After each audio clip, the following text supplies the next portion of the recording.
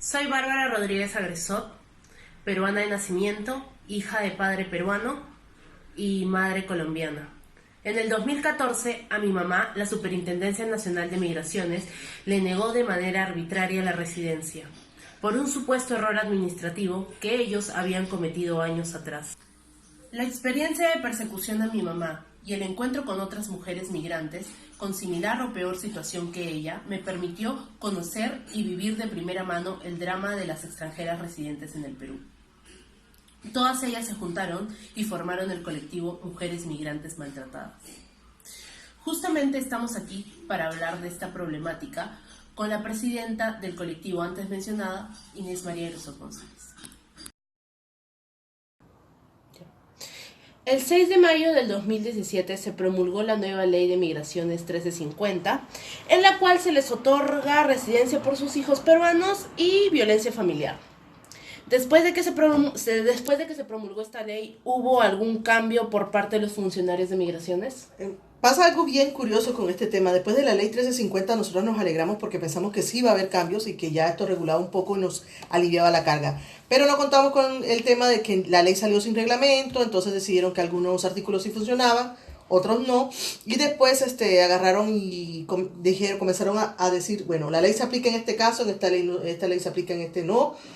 O sea, comenzaron los funcionarios a decidir dónde entregaban residencia por nuestros hijos y dónde no. Por ejemplo, a principios de año tuvimos una compañera argentina que tenía un niño también víctima de violencia y tratamos de que ella sacara su residencia por su hijito y no se pudo hacer. Migraciones dijo que no, que era muy complicado, tampoco le quisieron dar residencia por vulnerabilidad y lo que le ofrecieron fue el Mercosur. Mercosur, no sé exactamente cuál es la ganancia que tiene Perú, porque generalmente hay algún tema de fondo, donde a todos los países con los que tiene la firma de Mercosur, Perú, a las mujeres que venimos y que sufrimos violencia de estos países, siempre nos niegan la residencia por vulnerabilidad o por nuestros hijos y nos ofrecen la de Mercosur.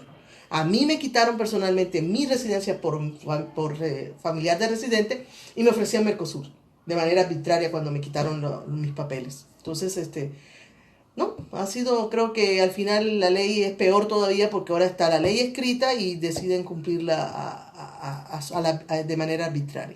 En los últimos años hubo una migración masiva de venezolanos al Perú. ¿Esta migración afectó el trato del Estado hacia ustedes?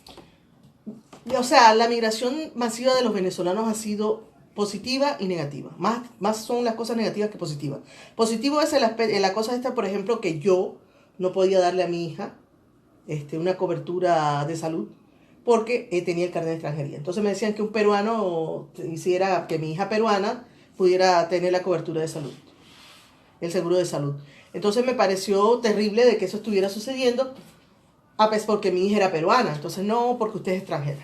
Ahora que a los venezolanos vinieron, les han dado una serie de facilidades, también les han dado el seguro de salud, y a partir del año pasado, por primera vez le pude poner seguro a mi hija. Entonces, como que bueno, en ese aspecto ha sido positivo. Lo negativo es que, por ejemplo, ahora quieren apretar el tema de que primero fuera completamente abierta la entrada a los venezolanos, sin antecedentes, sin nada. Entonces ahora quieren apretar el tema de la migración venezolana, entonces comienzan a crear a través del TUPA, decretos, crear nuevos requisitos, y entonces esos requisitos que crean para, según hacer como una especie de expurgue o un cernir el tema de la migración venezolana, también afecta a todos los venezolanos, porque no puede decir esto se aplica solo a los venezolanos, pero eso lo están haciendo. Entonces, ¿qué pasa? De que, por ejemplo, estos nuevos requisitos que se crean de manera arbitraria también, otra vez así, en este año nos deja, por ejemplo, piden ahora unas nuevas cosas y nosotros no nos enteramos porque son decretos que salen de pronto, de emergencia, y nos dejan otra vez irregulares, volvemos a tener faltas administrativas. Y bueno, lamentablemente todo, o sea, generalmente todo es en detrimento de nosotras. Nadie tiene en cuenta de las circunstancias en que nos encontramos, ni tampoco quieren aceptar el hecho de que somos familia o que hay un tema tiene que haber un tema de protección a las mujeres y a los niños, el tema de familia. ¿Cómo actúa el Ministerio de la Mujer y Poblaciones Vulnerables cuando ustedes realizan una denuncia por violencia familiar? Bueno, todo nuestro colectivo tiene una posición bien dura y crítica con respecto al actuar que tiene el Ministerio de la Mujer y de Migraciones y de Poblaciones Vulnerables, porque la característica es en general la que tiene todo el Estado con respecto a nosotras. No nos quieren atender. Por ejemplo, ha pasado que la recepcionista viene y dice, ay, todos los hombres peruanos no son malos, vienen a dañar la imagen del hombre peruano, y tenemos que acudir entonces a Defensoría del Pueblo, tenemos que buscar intermediarios para que el Ministerio de la Mujer nos atienda. Entonces, a veces nos han dicho, a mí personalmente me ha dicho, usted no es peruana, vaya a Migraciones a arreglar su problema. Y entonces le dice, no, pero nuestros hijos son peruanos. Entonces dice, no, pero los hijos son de ustedes y como son de ustedes no es igual que un niño peruano. O sea, ¿cómo así? O sea, peruano no es peruano. Entonces la discriminación, y lo peor es que, bueno, hay un tema también con el Ministerio de la Mujer. No le sirve ni a las propias mujeres peruanas. Imagínate a nosotras que tenemos todo este tema de la xenofobia, extranjera que vienes a quitar acá, justo vienen a quitar a los hombres peruanos. Por ahí hemos escuchado por ejemplo, en un tema ahora justo que tenemos de violencia con una compañera argentina, el Ministerio de la Mujer, según se contradice en el actuar y no se basa en la jurisprudencia pasada, siempre es en detrimento de las mujeres extranjeras. Entonces, no sé, en detrimento de las mujeres en general, porque me dicen que así como se portan con nosotros, también se portan con las peruanas. ¿Cuáles son los requisitos para poder nacionalizarse en el Perú y qué cambios consideran necesarios las mujeres migrantes? Bueno, actualmente para poderse nacionalizar tenemos que hacerlo a través de nuestro esposo. Nuestro esposo tiene que poner una carta de garantía donde nos avala moral y económicamente y querer hacer el trámite. ¿Cómo pasaba anteriormente con la residencia? La residencia hasta hace 2 años, hasta el 2017, el hombre era el único que te podía dar la residencia. Si el hombre te abandonaba, tú podías ir con los niños, ir con la partida de matrimonio, la partida de nacimiento de los niños. Y Migración decía, no, si no viene su esposo acá, a usted no le renovamos. Entonces, ahora con el tema de la nacionalización, solamente podemos nacionalizarnos si el hombre, nuestra pareja, nuestro esposo, quiere nacionalizarnos.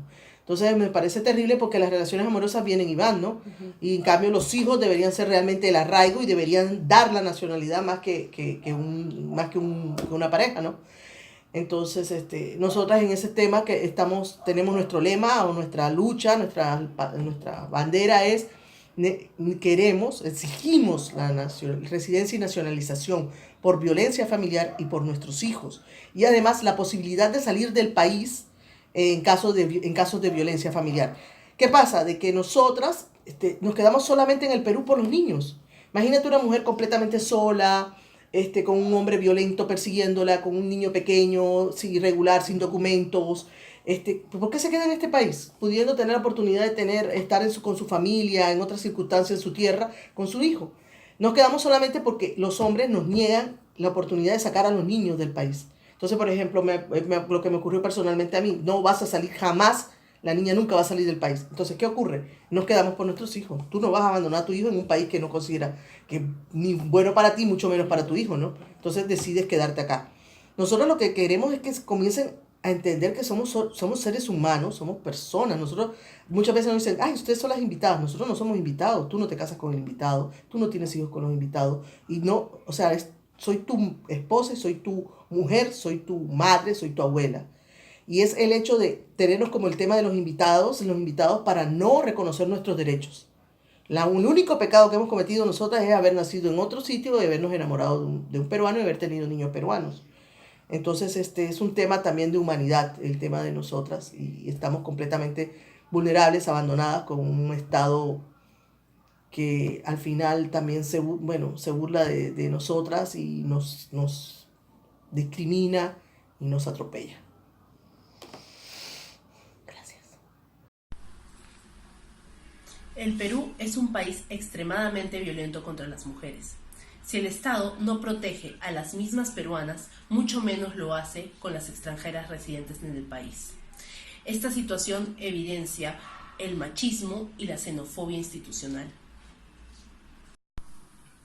Mi experiencia en redactar y publicar textos fue un poco estresante porque evidenció mi falta de preparación en temas de redacción de textos.